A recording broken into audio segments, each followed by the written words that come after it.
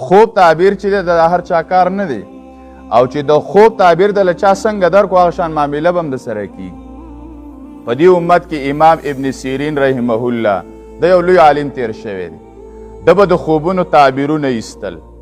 خو ګوره خوب یو شانی او تعبیر جدا جدای.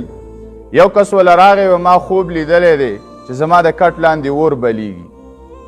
امام ابن سیرین رحمه الله ورته ویې دا کټ لاندې دا یخ دې راوکنه خزانه ده.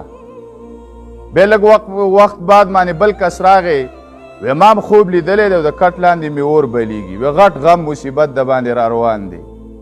شاګردان حیران شو خوب خو یو دی او ته جدا جدا تعبیر وباسي. هغه ورته وی امام ابن سیرین رحمه الله وی د یو کس په جمع کې خوب لیدلی او په خوب کې اور لیدلی نو په جمع کې خو اور در چا خوښي خلک ورته راچاپېره کېږي. نو د ده دا خوب د فایدې و د ده پکې ګټه وه. او دی بل چې دا اور په خوب کې لیدلی نو په اوړي کې لیدلی او په اوړي کې خلک د خوب اور نه تښتي نو ده ته مصیبت رسېده. اوس خوب یو دی خو تعبیر څنګه جدا جدا شه.